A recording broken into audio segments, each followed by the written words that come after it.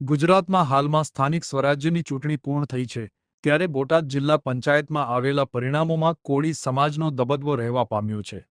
બોટાદ જિલ્લા પંચાયતની 20માંથી 10 બેઠક ઉપર કોળી સમાજના ઉમેદવાર વિજય થયા છે, ત્યારે આગામી દિવસોમાં પ્રમુખ પદ માટે પણ દાવેદારી કોળી સમાજમાંથી મજબૂતી સાથે કરવામાં આવનાર છે. જો કે કોળી સમાજના આગેવાનોએ વિશ્વાસ વ્યક્ત કર્યો હતો કે જિલ્લા ભાજપ દ્વારા અને પાર્ટી દ્વારા ચોક્કસ વિચારણા પ્રમુખ પદ માટે કોળી સમાજ માટે કરવામાં આવશે. જો કે જિલ્લા ભાજપે પ્રમુખ પદ માટેનો નિર્ણય મોવડી મંડળ ઉપર છોડ્યો છે.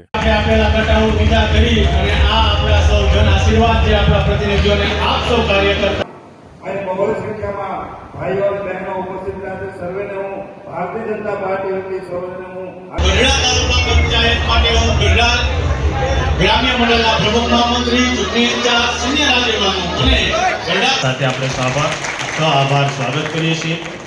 સાથે આપણી વચ્ચે આજના માતા કી વંદે વંદે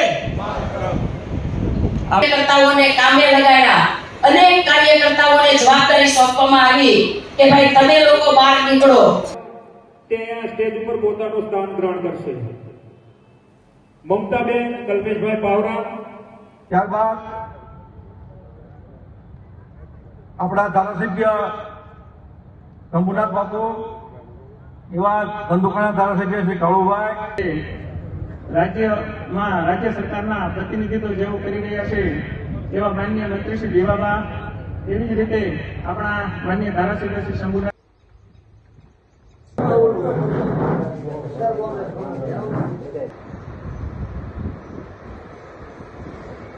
મારો પરિચય, હું પ્રભાતભાઈ દેવજીભાઈ યાદવ, ગામ મારું ગોરડકા અને બોટાદ જિલ્લા પંચાયતનો પૂર્વ પ્રમુખ છું. ચોક્કસ સાચી વાત છે. 20 બેઠકોમાંથી કોળી સમાજના 10 સદસ્ય ચૂંટાઈને આવ્યા છે, એટલે ચોક્કસ કહી શકીએ કે દબદબો છે જ. એવી જ રીતે રાજપૂત સમાજમાંથી 3 છે, ક્ષત્રિય સમાજમાંથી 1 છે, SC ST 2 છે. એમ કુલ મળી અને 20 સીટોમાંથી 10 સીટો છે એ કોળી સમાજમાં ફાળે ગઈ છે. પાટીદાર સમાજમાંથી કેટલી? પાટીદારમાંથી 4 છે. વંદાસી ડાભી, બોટાદ જિલ્લા ભાજપ મહામંત્રી. અનંતભાઈ, જિલ્લા પંચાયતના ચૂંટણીના પરિણામ આવ્યો છે. કાંઈક ને કાંઈક આ પરિણામોને જે કોળી સમાજનો દબદબો હોય એવું પણ સામે આવ્યું છે. સામાજિક આખા જે પરિણામો છે કેવા પ્રકારના પરિણામો?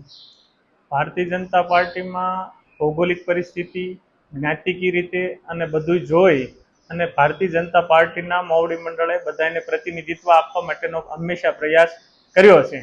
એમાં જિલ્લા પંચાયતની અંદર હવે જે રોટેશન જે ચૂંટણી પંચે નક્કી કરેલું છે એ પ્રમાણે આવતા દિવસોમાં પાર્ટી આગામી દિવસોમાં આગળ કાર્યવાહી કરશે.